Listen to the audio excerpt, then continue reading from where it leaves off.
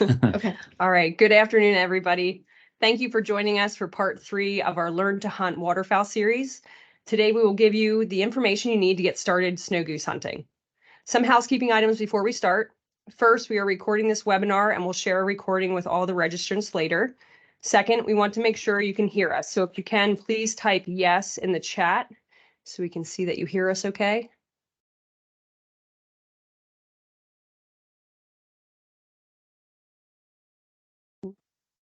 Can anybody hear us? You can put a thumbs up. All right. Cool. Got a thumbs up. Cool. Awesome. All right. So you can use this chat throughout the presentation to ask any questions you might have.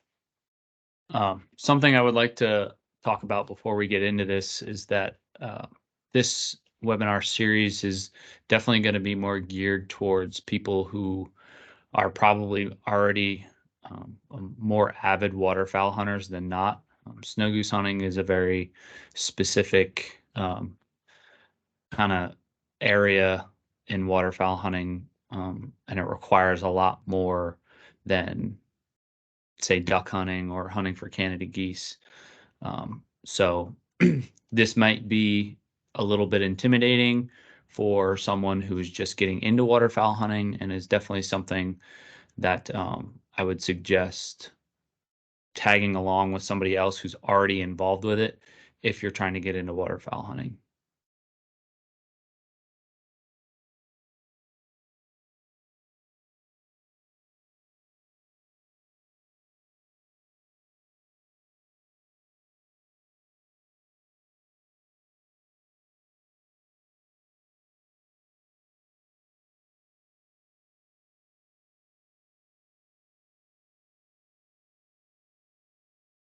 All right, just give us one moment. We're just having some technical difficulties here. Did it freeze again? Muted. I believe it's muted.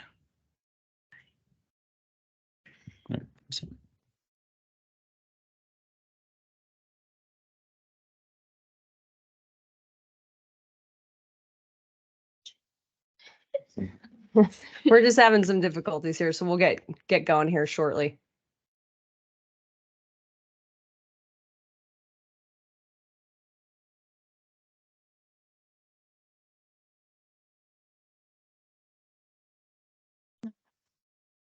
Remember the one time it froze on us? Yeah.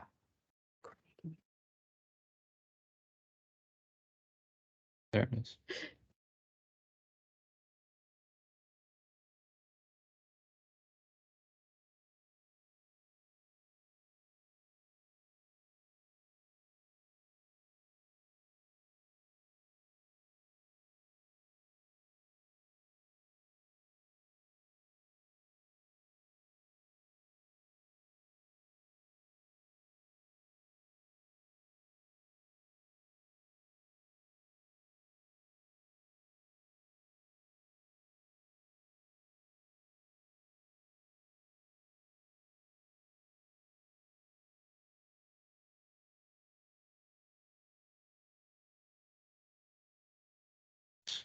Okay, sorry about that. Can you guys one more time in the chat just give us a thumbs up or say yes if you can hear us okay?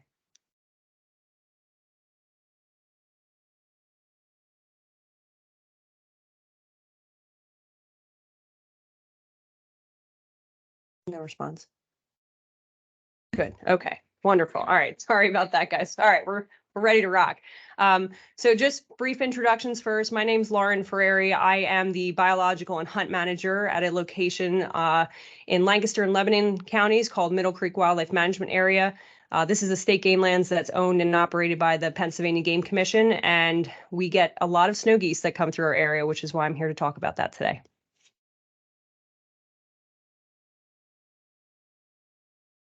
The clicker's not working again. Oh no. Okay, hold on. We might just have to have me do it. Okay. Sorry, guys. We'll get through this together. It's just like not letting you go forward. It's like a heavy. There we go. Okay. I'm John Feltovic. I'm a videographer editor with the Game Commission. Done a lot of waterfowl hunting over my years. And snow goose hunting is definitely one of my favorites when it works out the way it's supposed to. There you go. Went too far. Now it's working. All right. All right. So we're going to give you guys just a brief biology of what to look for and what to look at when you're snow goose hunting. So to start with, snow geese are one of the most abundant waterfowl species on the planet. So their numbers in the early 1900s were not doing so well like a lot of other waterfowl species, but today they're over 8 million birds. When you're out hunting, you'll notice that there's a variety of different birds that are all snow geese, but they might look a little bit different. And you can see the pictures on the screen here that would explain what to look for. So most of the snow geese that are going to come through Pennsylvania are considered greater snow geese, which is just a subspecies of the actual species. There's greater and lessers, and the greaters, as you can imagine, are slightly larger than the lessers. But most of the graders only get one color morph, and that's the one that you see in the top left corner. They're white with black wingtips, which we'll show you a little bit later. And the juveniles of that greater species can be seen here on the screen, and they have more of a grayish coloration to them. The lesser snow geese can get two different color morphs. They can look exactly like the graders, be completely white with those black wingtips, but they also can have what they call a blue morph and have different patterns and darker feathers on the body. So if you see birds that look like the one in the bottom left-hand corner, that's what we call a blue morph. In most cases, that's a lesser snow goose. Most of the birds that come through Pennsylvania, as I mentioned, are greater snow geese, but around 20 to 30% of the birds that we get could potentially be lessers as well. Sexes both look alike. So in a lot of other waterfowl species, if you've been on our other calls here, you know that ducks can look a little different. But in this case, snow geese are going to look similar between sexes. There's a chance that you could see some other geese that are smaller than snow geese. Those are called Ross's geese, kind of pictured there in the bottom right-hand side, but they're definitely more rare to see in PA. So how you can positively identify snow geese when you're out in the field. Again, really prevalent white body unless you're looking at those blue morphs. But the thing that you really want to focus on is those black wingtips. These birds are a little smaller than Canada geese. And mostly what you're going to see there is those black wingtips, reddish orange feet, and that reddish color bill. But be careful when you're out there hunting because there are other birds that are flying in the sky that are migratory as well that overwinter in Pennsylvania, usually around the same time that snow geese are here. An example of that is the tundra swans that are in that bottom left-hand corner. Snow geese can, they sound a lot like Canada geese, but they sound a little bit more hoarse, almost like they have a cold, where tundra swans can be very melodic, obviously a lot longer necks. And I usually tell people if you can't see those black wingtips, then the birds are either too far away or they're not snow geese, in which case they're probably swans. There are some swan species you can hunt in Pennsylvania. We're not going to talk too much about that today, but if that's something you're interested in, definitely familiarize yourself with mute swans versus tundra or trumpeter swans. Just a little bit more about their migration and what to expect in terms of how they come through Pennsylvania, which will definitely lead John into how he hunts here and how he hunts snow geese. But these birds are going to breed in the upper provinces of Canada in the Arctic and subarctic regions. And they're going to migrate through Pennsylvania in typically mid-February through March, but that definitely has looked a little different every year depending on weather patterns and where the birds are going and staying overnight and where food availability is. Usually these birds are migrating in flocks of more than 1,000 birds, and that's also a great indication when you're hunting that they are snow geese, whereas tundra swans will be flying in smaller flocks. As I mentioned previously when I introduced myself, I am the manager over at Middle Creek Wildlife Management Area. So if this is a sport that you're looking to get into, one of the best places to start is just observation of wildlife, and Middle Creek is a great place to do that. So far, we had a peak number of around 200,000 geese come through Middle Creek. That was in 2018, but usually every year we hit around 100,000 geese that are coming through. It does depend on the year, but if this is something that you're interested in seeing outside of a hunting perspective, Middle Creek is a great place to start. So why hunt snow geese? Why is there a hunting season to begin with them? So as I mentioned, their populations were pretty low in the early 1900s, but they've since rapidly expanded and at some points were thought to be between 10 and 20 million birds, but we estimate them now around 8 million birds worldwide. Their abundance definitely depends on a few things, just like with all wildlife. Food, water, shelter, and space are all things that they need to survive. So their nesting conditions in the Arctic are really important. They need these areas to reproduce. And so if the nesting areas are not ideal, that could definitely affect their populations. Availability of food is another thing that can be limiting on the landscape, especially when you're talking about large numbers of birds like this. They're usually going to be eating aquatic grasses, sedges, and rushes as they're migrating south. And then when they come back through, especially through Pennsylvania, they're often going to be seen in agricultural fields. And this is one of the lead reasons why we do hunt them, is they can cause a ton of disturbance in their breeding grounds, but also in their migratory routes, especially in agricultural fields. With the picture on the left there, you can see that they can get into a field, and if you have 15,000 birds or so in a field, they can wreak some havoc pretty quickly. And the reason that they that with the way that they feed is part of the problem in terms of their population. So Canada geese, I compare them to a lawnmower. So they're just going to tip or nip the tops of the grasses off, where snow geese are going to actually be pulling the grasses and the plants out from the root. So that grubbing behavior can be pretty disturbing to their nesting areas and also in their migratory areas. In terms of the regulations, we do, and there's two different seasons to be aware of. The regular season, which you can see here on the map on the left side of the screen, lists the dates there for both regular seasons and the conservation season. Regular season is going to overlap with a lot of other waterfowl hunting seasons, where the conservation season is later during the year, and that's typically when they're migrating through Pennsylvania. Rules can be a little bit different for each season, specifically when you can hunt, and also the types of mechanisms that you can use to help you hunt. So for regular season, you can hunt about a half hour before sunrise until sunset, where there are slightly expanded hours for the conservation season to include a half hour after sunset. One of the main differences between the regular season and the conservation season is that you can include electronic calls to help you in the conservation season, and you cannot do that during the regular season. In terms of licenses that you're required to have, you will need to have your regular resident or non-resident general hunting license. You also need to have your migratory game bird license. And then if you're hunting in the conservation season, you would also need that additional permit to do so, which is pretty cheap. And it's under $2 to get, so it's not an major additional cost.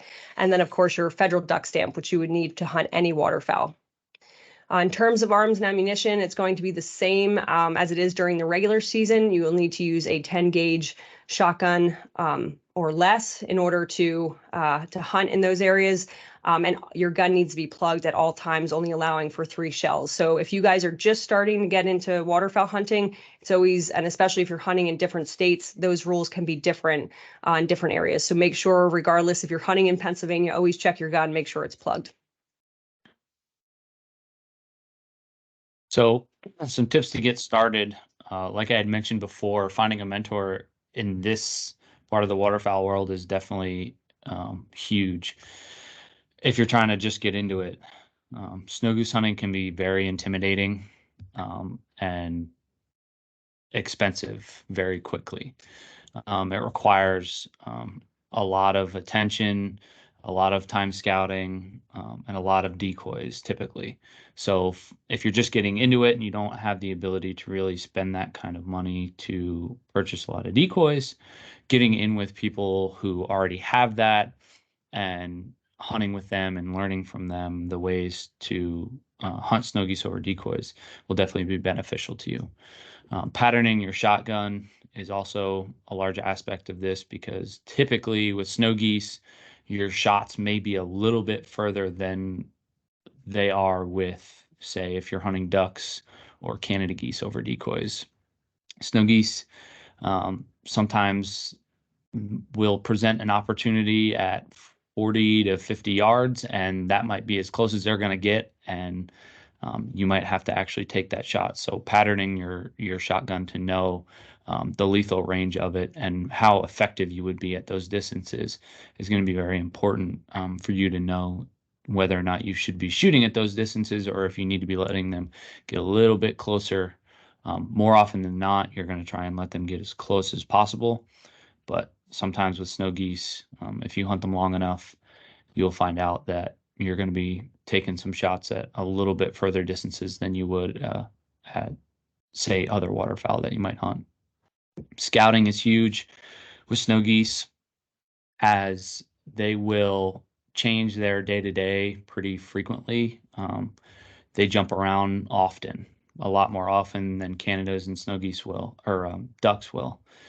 Early in the year, they're a little bit easier to pattern. They'll usually stay pretty consistent in a specific area, but as they start to move their way north, and they start to hit those different areas, as they make their way back north, they'll start to hit different fields every day. They'll move into different areas every day. So scouting and staying on top of that to be successful is going to be beneficial to you and your success when snow goose hunting. And being a respectful hunter is huge in snow goose hunting as well, because it usually comes with a lot more garbage when you're out hunting snow geese. You usually have a lot more people with you.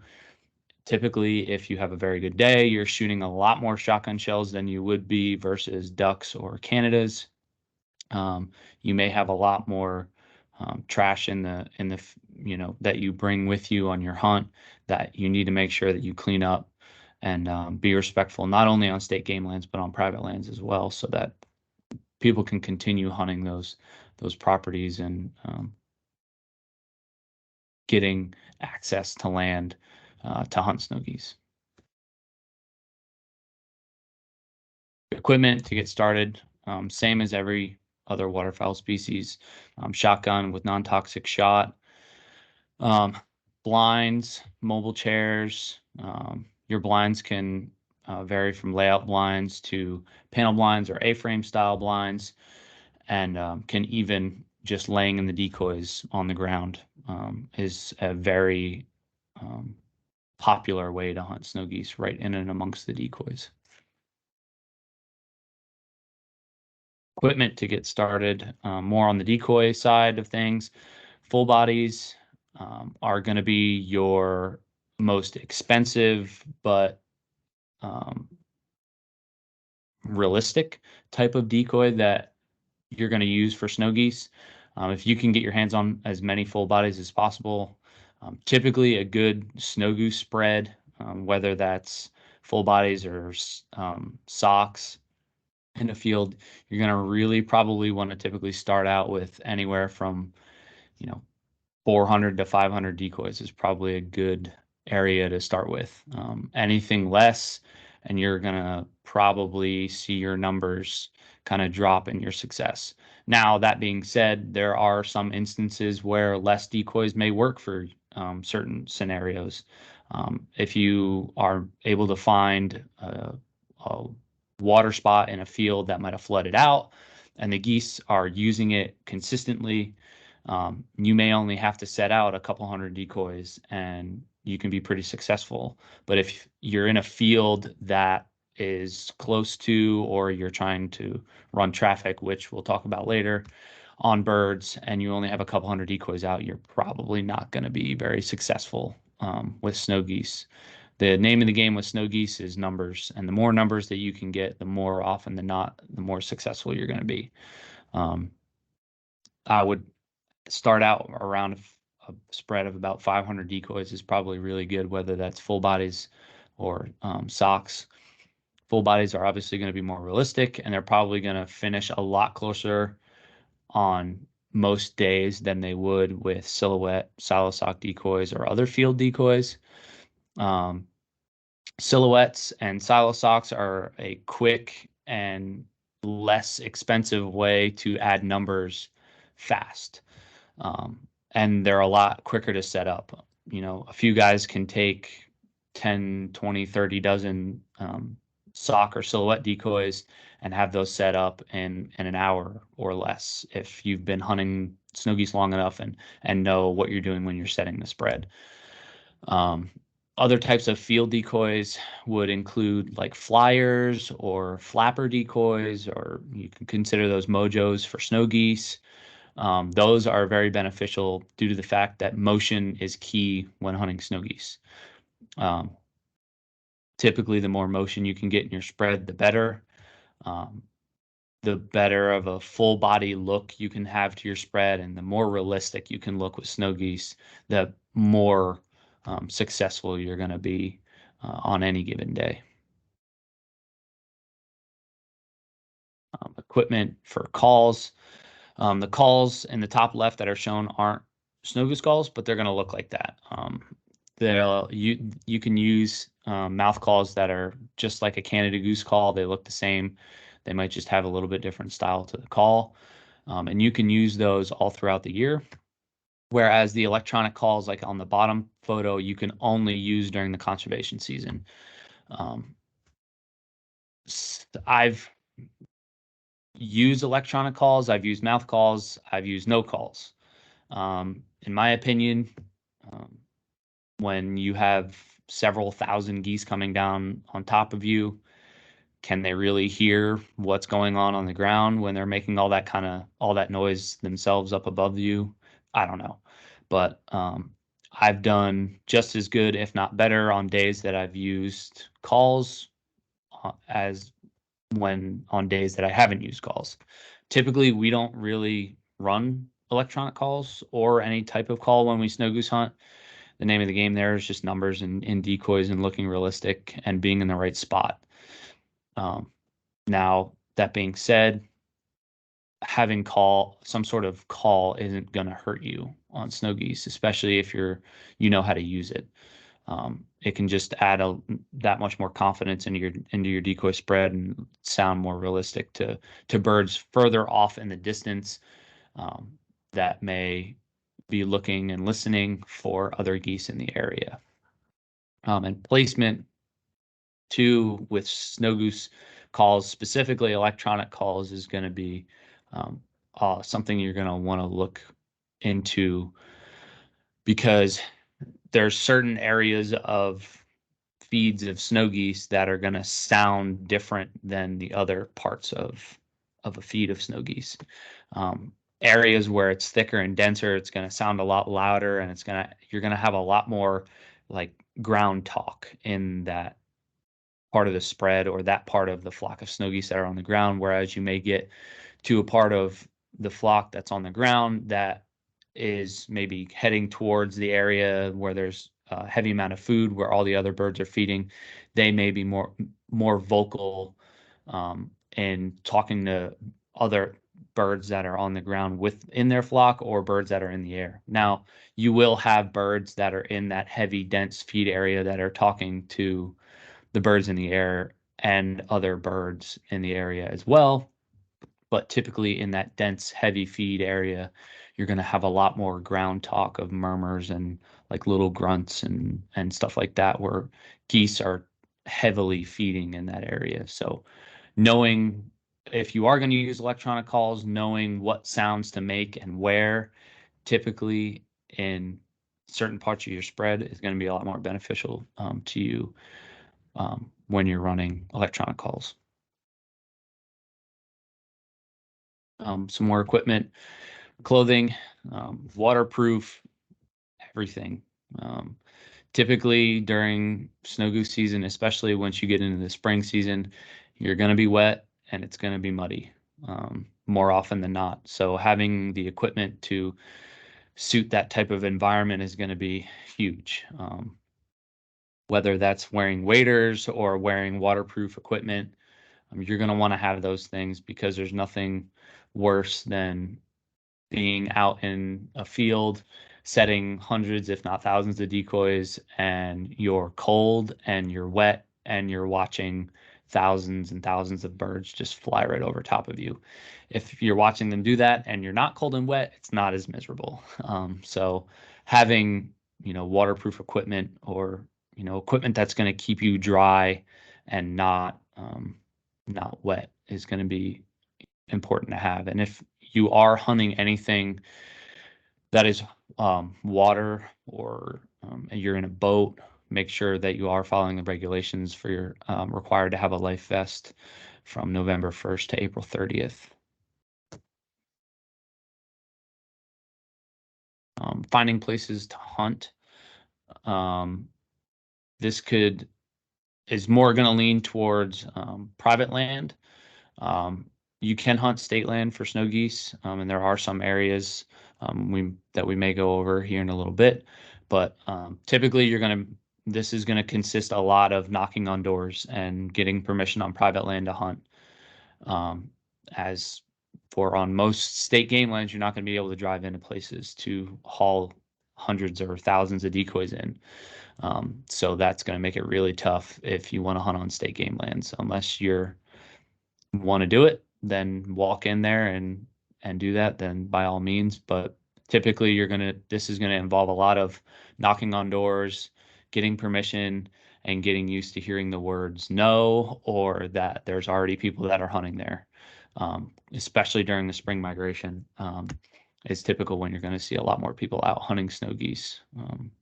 But I didn't know if you wanted to elaborate anything else on state game lands. Yeah, so we have there, check out our interactive map. On that mapping system, if you zoom in far enough, you'll see yellow dots, and some of them kind of look like hazard symbols with little black marks on them. Those are public access cooperators, so those are a starting point for people if you're interested in looking for areas and looking for private land. A great place to start. Places like Middle Creek or Pymatuning are areas that they're specifically managed for waterfowl. Now, some things may be limited depending on the other uses of that area and times of year. So you can always contact those specific state game lands or reach out to our regional offices or dispatch center to get more information on them. But our interactive map is a great place to start for looking for private land that could be a potential hunting area for you. Scouting is huge, as I said before. And it's usually a little bit easier to keep track of a flock of snow geese or a big feed of snow geese than it is Canadas or ducks, because typically you're going to be able to see them from a pretty good ways off, as long as the topography on the area that you're in kind of suits that. If you're dealing with a lot of hilly mountain, kind of valleys and areas like that, it might be a little bit tougher as and more open ground. But typically, it's a little bit easier to keep track of a feed of snow geese than it would be anything else. But finding out where they're roosting is going to be the most important thing right off the bat, and then following them out to their feed fields is something that you're going to need to do. They're typically going to move earlier in the morning than Canadas will. They're going to go out and they're going to hit the fields first before the Canadas do, or at least be out and about before Canadas are. Now, I've seen a lot of times where they'll just fly around and fly around and fly around, and then when the Canadas start hitting into the fields, they'll follow the Canadas right into a field that they're in and push the Canadas out, and then they'll start feeding that field out, and then they'll almost just field hop. They'll just follow the Canadas from field to field to field. So that's another good indicator, is maybe finding out where a lot of Canadas are in your area and using that to your benefit to follow them around, and they may actually end up leading you right to the snow geese if you're having trouble finding the snow geese. Like I said, typically earlier in the morning they'll head out, and then later in the afternoon, just like Canadas, they'll feed in the morning, and in the afternoon, unless it's super cold, they may only move early afternoon or mid-afternoon, head out into the fields on very, very cold days. Watching the weather is going to be something that you're going to learn quickly as a snow goose hunter. What days are going to be good ones to hunt snow geese and what ones aren't going to be good days to hunt snow geese. Having wind on your side is what you're going to want to look for. Now, whether that's on a day that it's raining, snowing, sleeting, or bright bluebird sunny day, the wind is going to be your best friend when hunting snow geese. Typically, I like a wind anywhere from 10 to 20 miles an hour, something that's just going to be good and consistent throughout the day.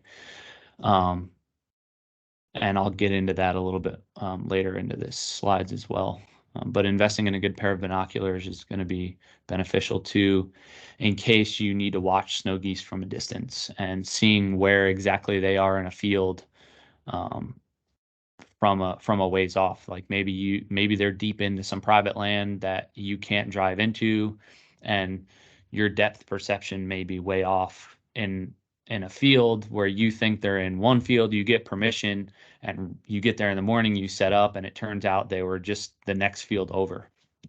Now you may think, oh well, I can get just within a field from them, and that's going to be just as good as being where they're at. And most often that is not the case.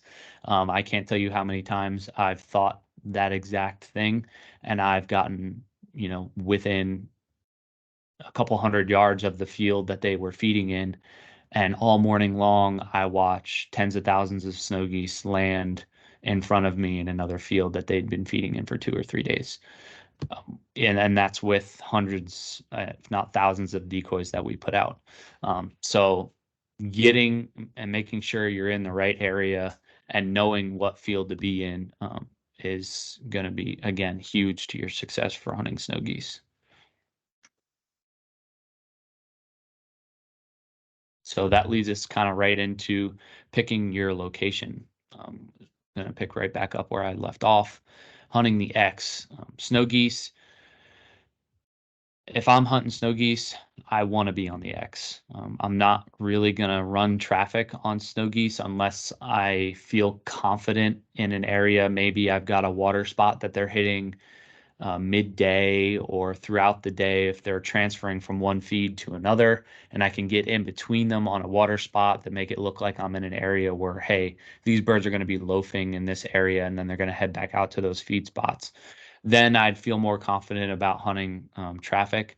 Or if I'm just in a really good area where there's just constant, consistent traffic coming through that part that I'm hunting, and I have out a big spread. If you're hunting traffic, you're going to want a bigger spread. It's just how it is with snow geese, because you're going to be competing with, tens, thousands, if not tens of thousands of birds that are going to be within the general vicinity of where you're hunting. And 9 times out of 10, a flock of snow geese is going to pick the real thing over you any day of the week. So being on the X is huge. If you can be on the X, get on it. That's where the most of your success is going to be. And look as realistic as possible and hide as best as possible. There's nothing harder, in my opinion, in the waterfowl world than hunting snow geese. And it will humble you very, very quickly. You could think that you're hidden and you have, a bunch of decoys out and everything looks great, and they will sit at 80 yards and circle you and circle you and circle you and circle you and just pick you to pieces until they find something wrong, especially with birds that have been pressured a lot.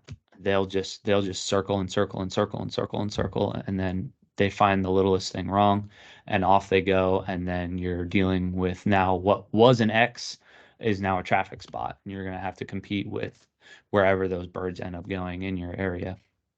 Not hunting the roost site is going to be something I would suggest to people.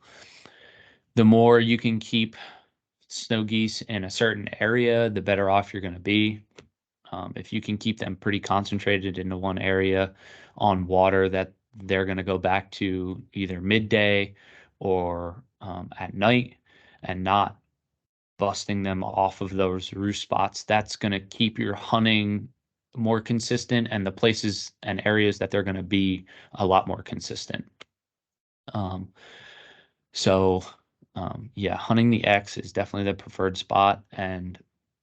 But again, snow geese are a totally different animal, and be prepared to, lay a goose egg on places that you would consider are going to be surefire spots to be successful. I can't tell you how many times I've set up on an X with thousands of decoys and been like, no, this is it. We're going to have a really good hunt.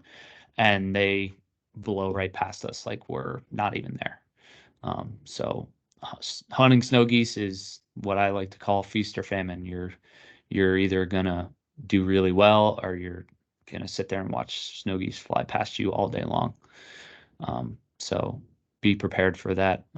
If you're getting into snow goose hunting, that is something that will occur, and just stick it out. And the more you do it, the more you'll learn, and the more you'll realize when you should be hunting them, how you should be hunting them, how your decoys should look, and all the things that are going to make you a lot more successful as you start to hunt snow geese more and more. Hunting weather conditions. So this is going to take me into probably the most specific thing about hunting snow geese is hunting the wind. Like I said before, I'm gonna want a good windy day.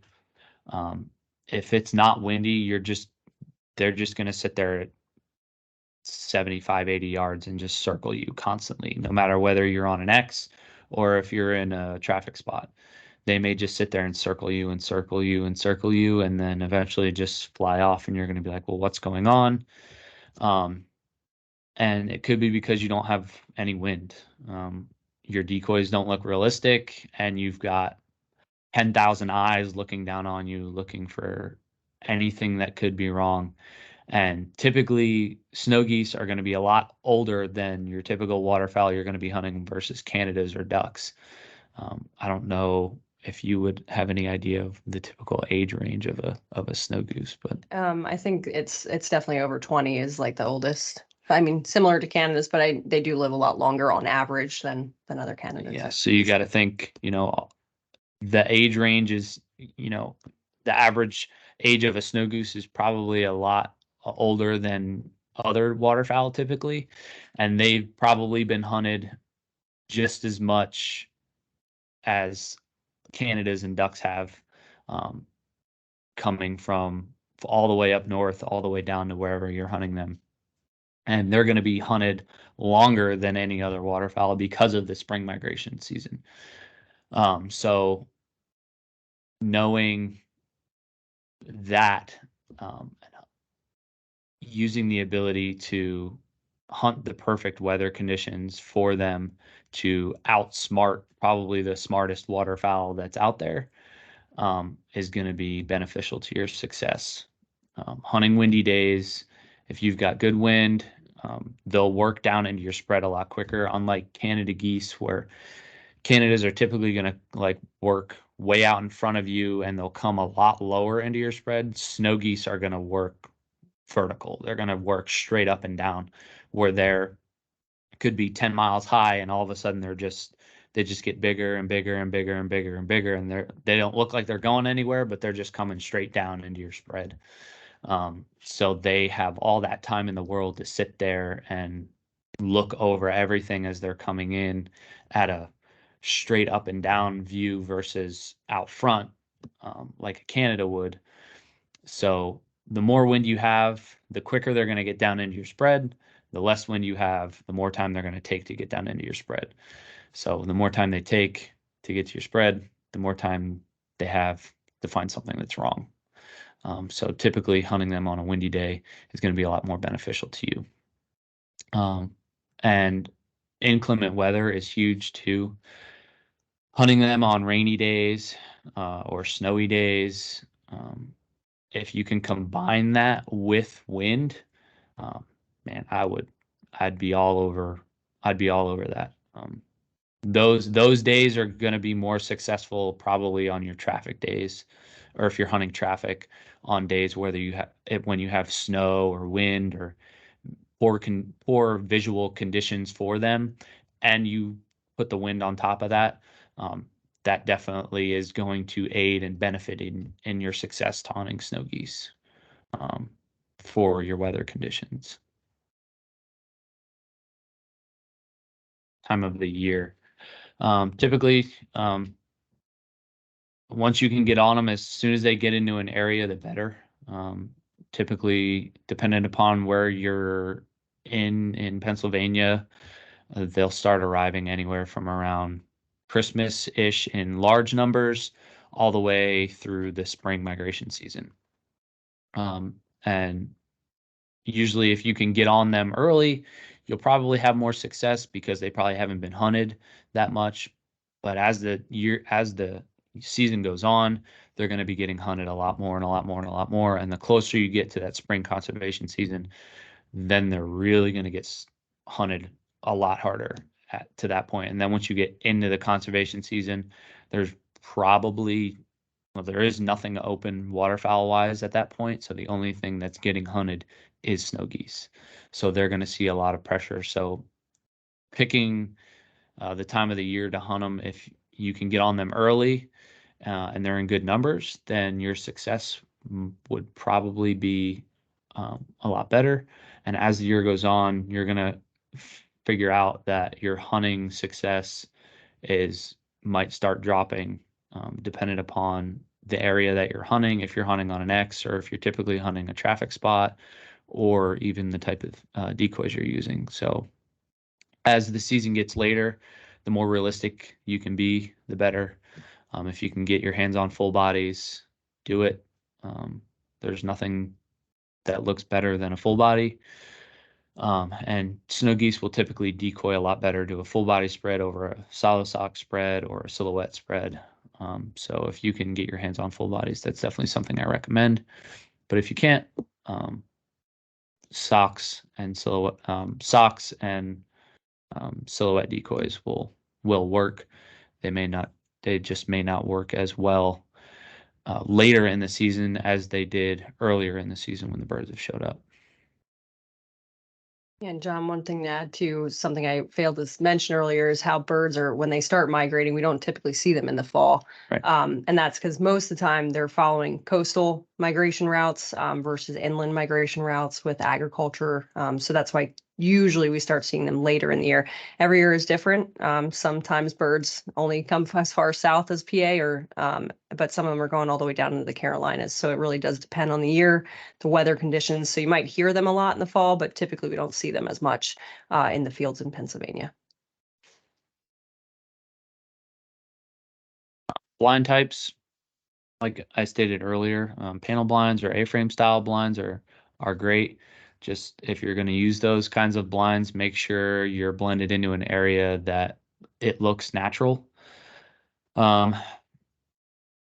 and panel style blinds in a field sometimes aren't as natural unless you're set up on an edge or on a fence row or something like that. That would a blind style like that would blend into that type of area.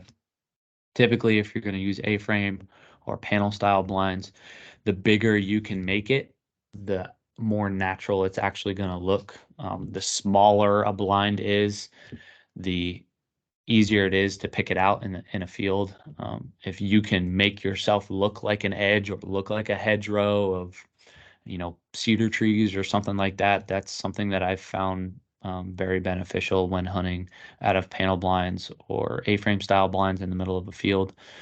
The bigger you can make that profile of the blind look, the better, because typically you're not going to find tall grass in a field in like a small area. Usually it's going to be on a big edge, like on a road or like along a fence row or something like that, typically through a field.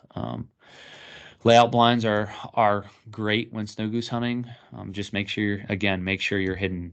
Make sure every stubble strap is covered up. Make sure you have, I put decoys in between layout blinds, or have the socks sit up over top of the layout blinds so that they're covering parts of the layout blinds so that it breaks up that look of where you might have layout blinds in a field, because when they're working straight up and down, it's a lot easier for them to see that layout blind footprint than it is, say, if they're way out in front of you and they're coming in a lot lower. So once snow geese get closer and you can get them to start spinning and like working further out in front of you and more straight on you versus vertical, then you're going to have a lot more success versus if they're just coming straight down on you. They can see that layout blind footprint or that panel blind or A-frame style blind footprint a lot more predominant than they would if they're working straight out in front of you. So just being hidden on those things is such a key thing for snow geese, because you have so many eyes looking at you trying to find anything wrong with what's going on. And another way to hunt snow geese that I've done, and I still do from time to time, is just wearing a Tyvek suit and laying on the ground in the decoy spread underneath the decoys. Um, it looks white. Just be still, and you know, a lot of times that's going to work just as well as a layout blind would in most situations. But if you can, and adding that white will also make your spread stick out from a further distance away too. But again, just make sure there's not other parts of you that are sticking out if you're going to be wearing that all white, and you're still going to be out in the open. So just make sure your movements aren't as drastic as they could be inside of a layout blind. Inside of a layout blind, you have the benefit of probably looking around a little bit more, or inside of a panel blind or an A-frame style blind, you'll have the benefit of looking around a little bit more as long as you're concealed well, and seeing everything that's going on. Whereas if you're laying on the ground in a Tyvek suit, you're just going to have to be watching with your eyes the entire time and just being very still so that they don't pick out that movement of a large white blob in the middle of a snow goose spread. Decoy setups. Typically, what we like to do when setting our snow goose spreads, a basic snow goose spread orientation, I would say, is like a donut shape or a teardrop shape, is what is a good way to start out when you're setting your spread. The more you hunt them, the more you'll figure out how you can break that teardrop or donut look apart, and make the area that you're going to want them to go to is going to be the most dense area of your spread. And that's where you're going to want to sit. And a good thing to use, like I had described earlier, is flyers or flapper decoys, or they even make rotary machines for snow geese. It's this big metal stand that you can put flyers on, and it spins the flyers around for motion in your decoy spread. Wherever the most movement and the most dense part of your spread is, that's where they're going to focus on. So they're going to start at the back end of your spread as they get closer. They're going to start at the back end of your spread and work their way up into the denser areas. Snow geese are very aggressive feeders, so they're going to want to get to the head of that flock that's feeding, and they're going to want to get ahead of the birds that are already on the ground. So they're going to land right in with those birds, or just try to aim just ahead of them. So setting your spread up in accordance to that method is going to be beneficial, and giving them a good big area to work with is going to be huge. Because if you've got a lot of geese working and you have a lot of full bodies out and they finish into that spread, you're going to want to give them a large area to work with to get down and into your decoys.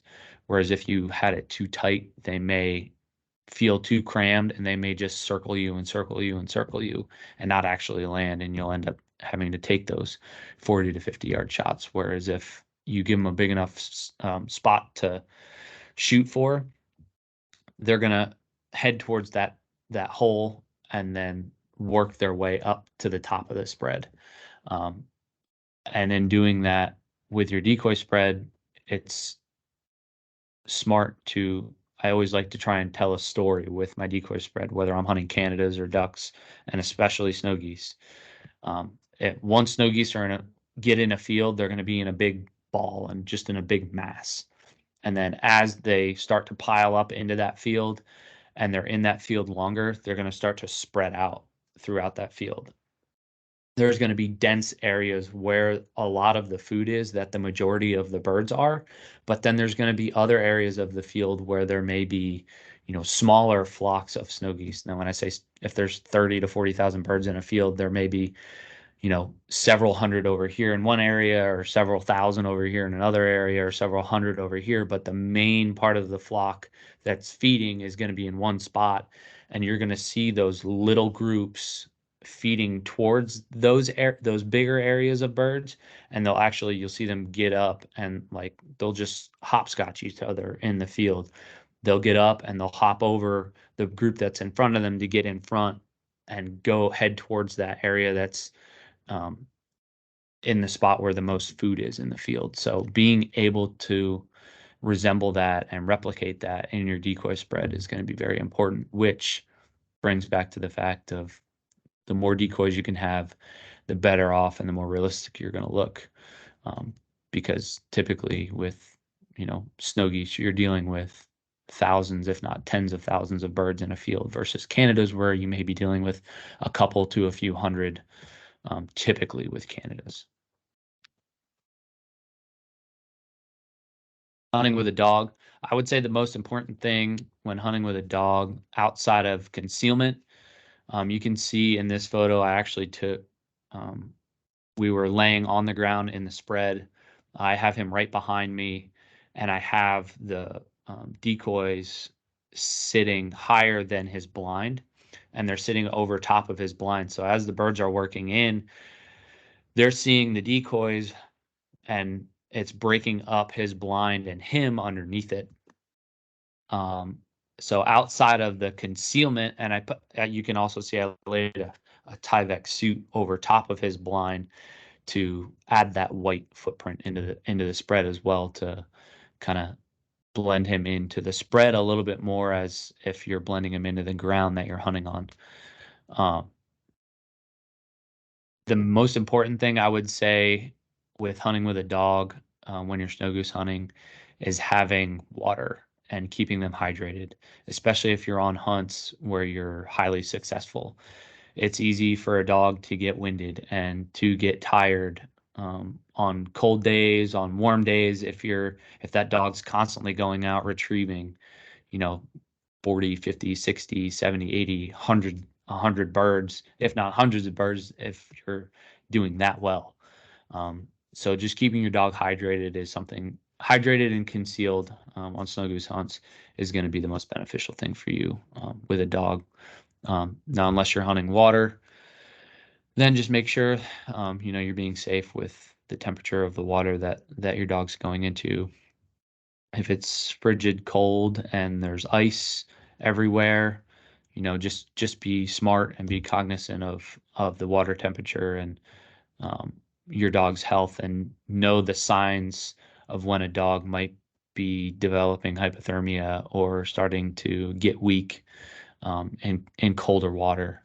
But if you're just hunting in a field, make sure you keep your dog hydrated if you're being successful, and keep them concealed.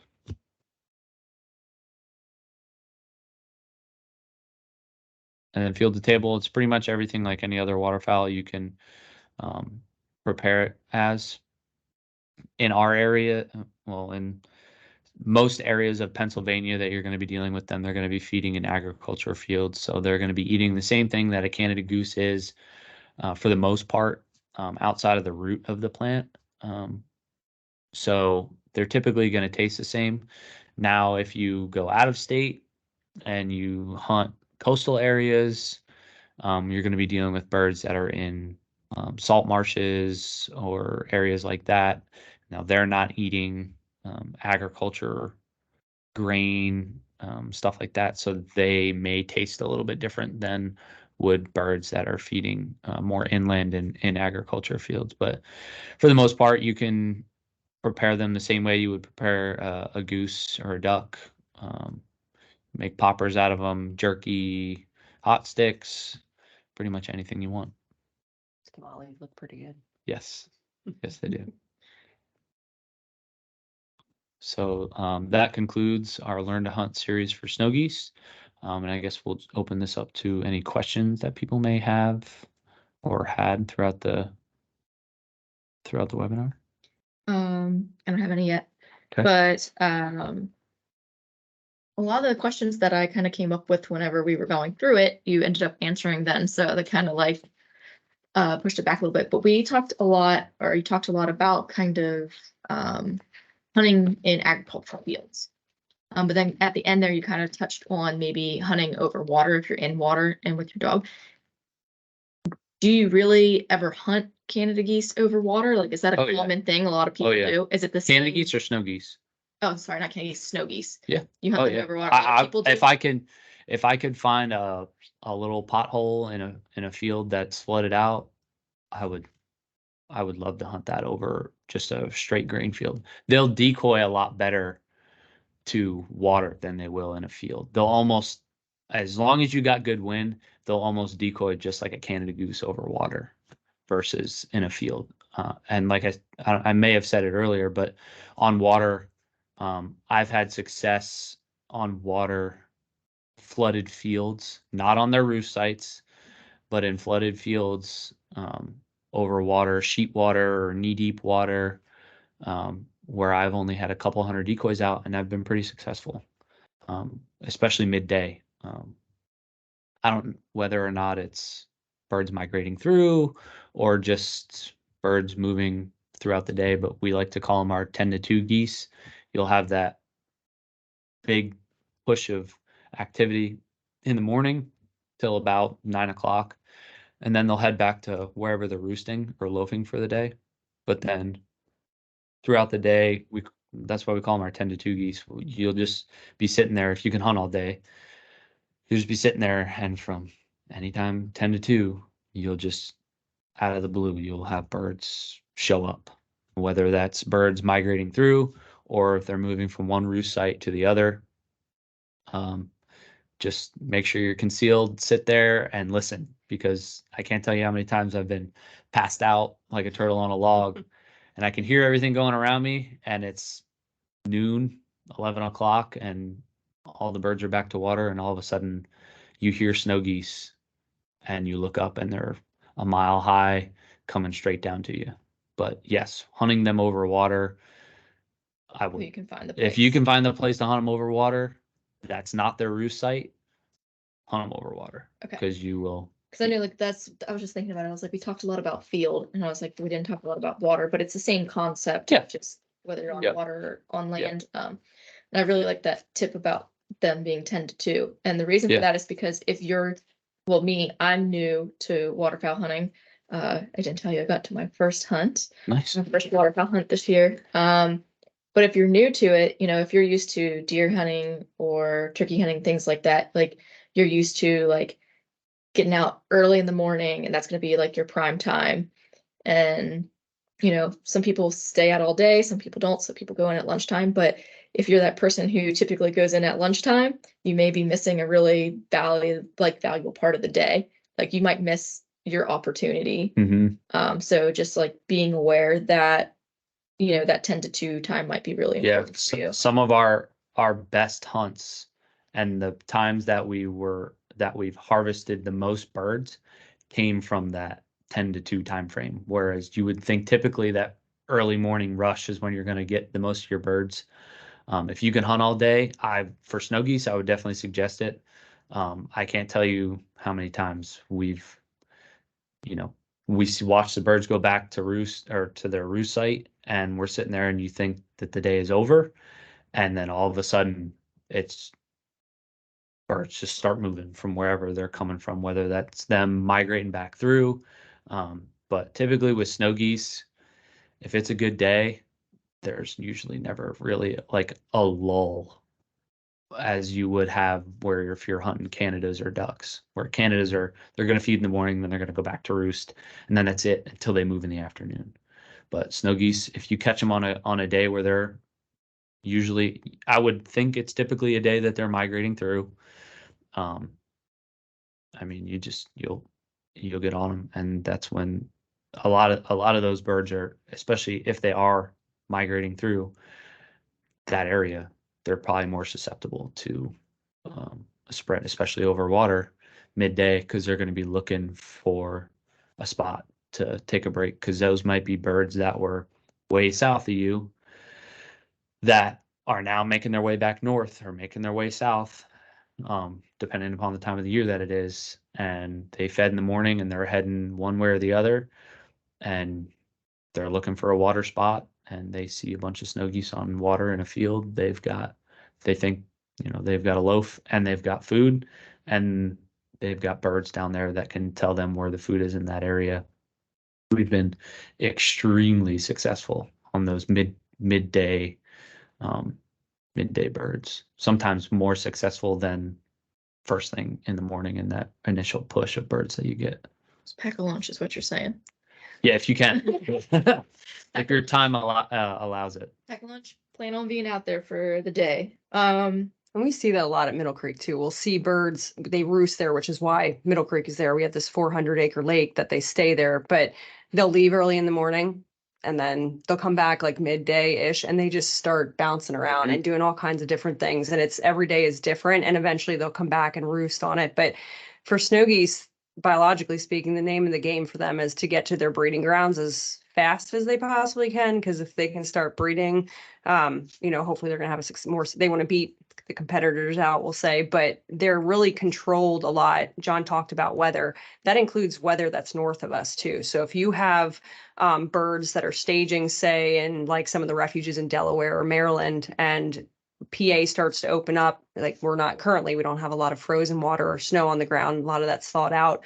But if those birds can keep moving north and they're going to follow that snow and ice line. So pay attention to that. Like if you're looking to hunt Pennsylvania and New York has had a really wintry season, that means that they'll probably hang out in PA a little bit longer than if New York had a very mild season like we're sort of experiencing up until this point. So if you look at where snow geese are at right now in Pennsylvania, they're not really, it's different this year compared to last year just because the weather's different this year. So follow the snow and ice line because those birds are going to be looking for that ice-free water where they can roost and feel safe at night, and then snow-free fields or open water to feed on. That's what they're mostly looking for. Okay, Yep. awesome. Kyle says, as a brand new waterfowl hunter, this was a ton of helpful information. Thank you. And then he says, do you have any tips on finding a mentor or local groups to get involved with? Social media. That is a mecca of people that waterfowl hunt. Facebook groups. That's where you're going to find a lot of places that will have some people that will want to take you out and mentor you the right way. Definitely you want to get in with the people that are doing it the right way and that are going to give you the best experience with snow goose hunting. So, jump on Facebook if you have Facebook. Get into snow goose hunting groups or waterfowl hunting groups in general. Waterfowl hunting groups are going to have all the above. Snow goose hunting groups are going to be usually more specific to people who are probably more avid snow goose hunters than just regular waterfowl hunters. So that's a place that I would start if you're looking to get into snow goose hunting, is there and seeing if there's anybody in your area that does it and get out with them and hunt snow geese. It's fun. It can be incredibly rewarding, and it can be packed full of action. But then just remember that there will be days, many days, more often than not, that you're not going to be successful, and you just gotta push through those days, because the days that you are successful make those non-successful days worth it, in my opinion. Yeah, and check in if your area has any local Delta waterfowl or Ducks Unlimited chapters. Those are great places to start. Those are people that are going a little bit more above and beyond. They're, part of a group that's really interested in waterfowl hunting. And you mentioned Facebook. There's a Facebook page called Pennsylvania Waterfowl Hunters. That's a great place to start. It's not specific to snow geese, but I've seen plenty of people post on there about, hey, my son's just starting to get into this and I'm not really into it. Can you help us out? And people are always really interested in giving their times. But the local chapters that help, that's also a place to start too. And between Delta and Ducks Unlimited, there's quite a few waterfowl hunters in the state that would be interested in helping mentor. Yeah. There's definitely a lot of people out there that are interested in mentoring waterfowl hunters. And typically the more people you can get to help set a snow goose spread, bigger it is, the better. So people are usually a lot more welcoming when wanting to have mentor somebody to snow goose hunt, because that's another hand to help set hundreds or thousands Free of labor. decoys. Yes. So, but yeah, I mean, it's great. You can learn a lot about waterfowl hunting just by snow goose hunting. So yeah, those are definitely places that I would start or look into to have someone mentor you.